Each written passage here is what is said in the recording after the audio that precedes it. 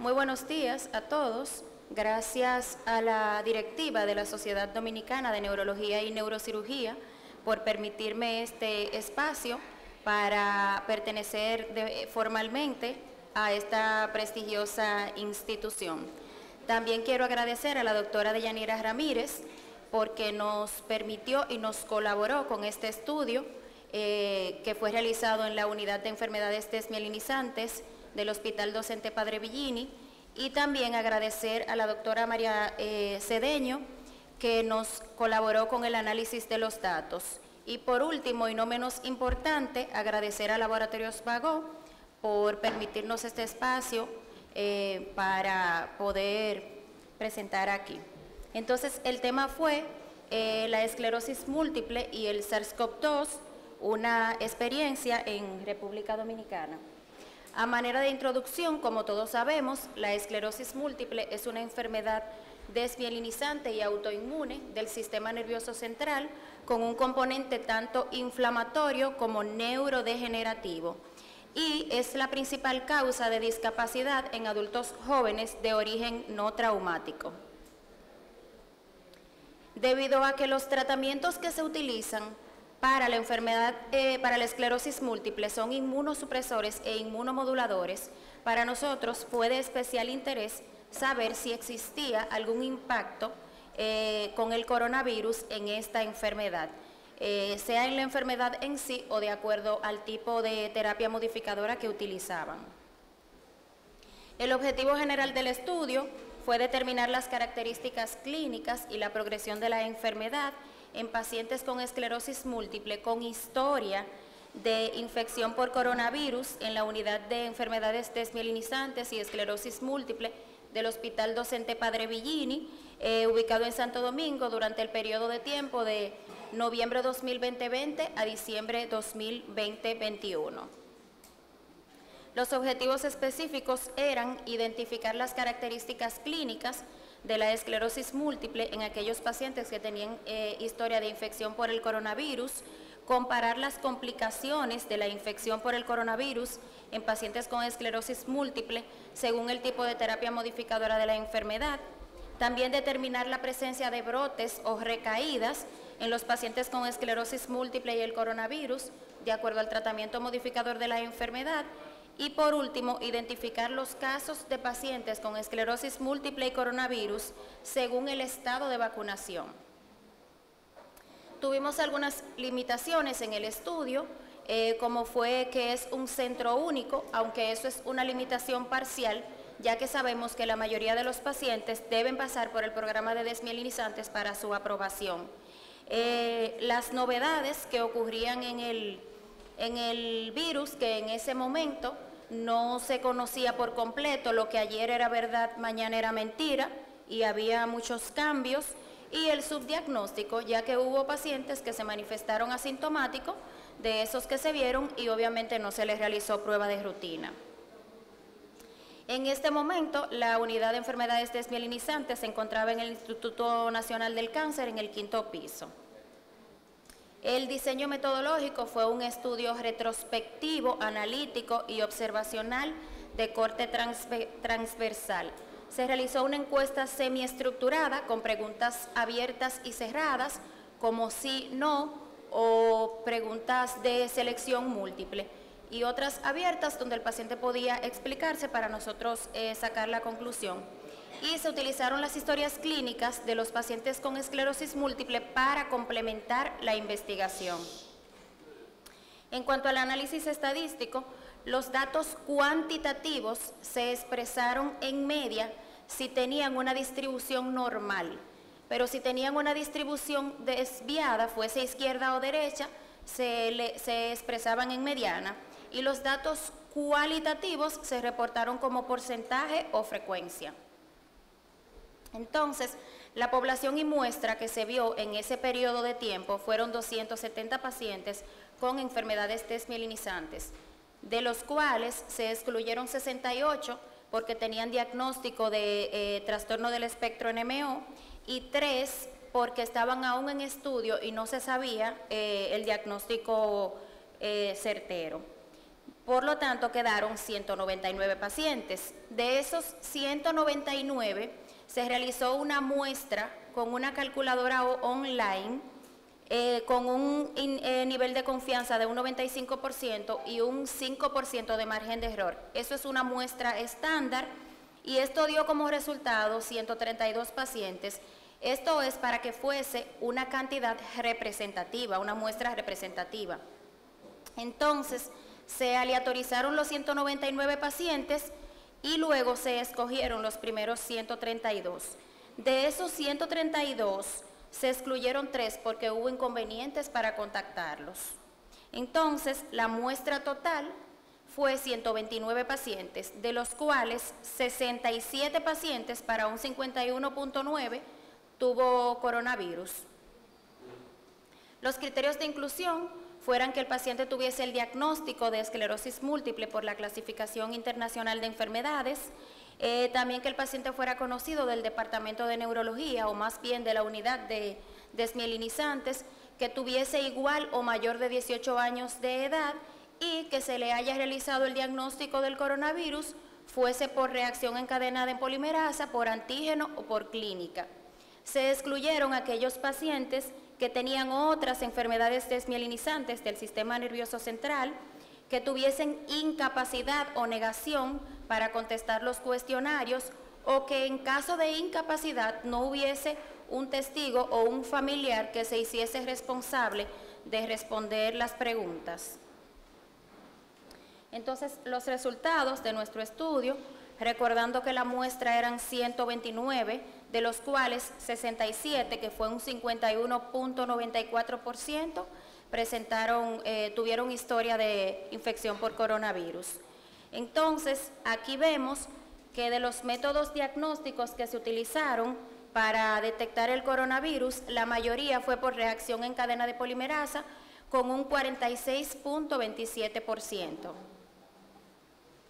En cuanto a la distribución de la edad de los pacientes con esclerosis múltiple de la muestra total, vemos que la mayoría estaban entre 30 y 50 años. Entonces, debido a que la distribución de los datos no era normal, sino que era desviada, se calculó la mediana y la mediana fue de 38 años. Igual pasó con los pacientes que tuvieron la infección, que fueron los de este lado, que la mediana también fue 38, porque vemos el mismo rango, entre 30 a 50 años de edad. Como todos sabemos, la esclerosis múltiple es mucho más prevalente, con una relación aproximadamente 3:1 en la mujer. Por lo tanto, la mayoría de las mujeres, eran mujeres, que era un 71%, y eran 29% masculinos. Entonces, los que tuvieron historia de coronavirus, de los 67, 65.7% eran mujeres y 34.3% eran hombres. Entonces, aquí tenemos, según el estado de vacunación, de los que tuvieron la infección por coronavirus, de los que estaban vacunados, el 68.66% se contagió, tuvo historia de coronavirus, pero vemos que de los no vacunados, el 31.34% tuvo el coronavirus, lo que significa que en proporción fueron mayor los que no se vacunaron que los que se vacunaron. Aquí vemos la cantidad de vacunas, vemos que la mayoría tenía por lo menos 2 dosis de vacuna, algunos tenían hasta 4, y volvemos y vemos que los no vacunados tuvieron un porcentaje muy alto de infección por coronavirus. Estas eran las frecuencias de la terapia modificadora de la enfermedad, siendo las que más frecuente utilizaban los pacientes la teriflunomida, seguido del ocrelizumab, interferón beta-1A y el fingolimod. También un porcentaje menor utilizaban alemtuzumab y habían otros que hasta estaban sin tratamiento. Entonces vemos aquí que de los pacientes que usaban teriflunomida, el 31% tuvo la infección por el coronavirus. De los que utilizaban el ocrelizumab y el interferón beta-1A, el 20% tuvo coronavirus, y de los que utilizaban fingolimod, el 8% tuvo coronavirus. Vemos un alto porcentaje de infección por coronavirus en pacientes con fingolimod, siendo el cuarto fármaco en frecuencia. Eso es en proporción, porque no eran tantos los pacientes que utilizaban el fingolimod. Con alemtuzumab el 5.9% tuvo coronavirus y de los que no tenían tratamiento se infectó el 4.48%. Aquí vemos la muestra total. Este lado, el cuadrito azul, es el 51.9% de los que tuvieron el coronavirus, y de esto, en esta gráfica, lo que estamos mostrando son las complicaciones. Vemos que el 86% de los infectados no tuvo complicaciones o complicaciones leves, y el 13.85% tuvo complicaciones de moderadas a graves, siendo la neumonía la más frecuente en un 12%, y el 1.54% fue trastorno cardíaco, específicamente arritmia cardíaca. Aquí vemos de los fármacos más frecuentes las complicaciones, según el fármaco.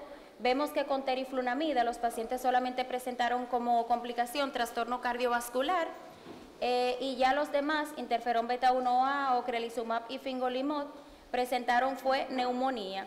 Entonces aquí en proporción el fingolimod muestra mayor cantidad de neumonías, porque ya dijimos que era un medicamento que era el cuarto en frecuencia de los que los pacientes utilizaban. Aquí vemos la cantidad de brotes o recaídas. Vemos que el 10.45% de los pacientes con COVID tuvo recaída, por lo menos una. Y según el tipo de tratamiento, vemos los porcentajes muy similares a las complicaciones, porque los pacientes que se complicaron generalmente fueron los que tuvieron recaídas.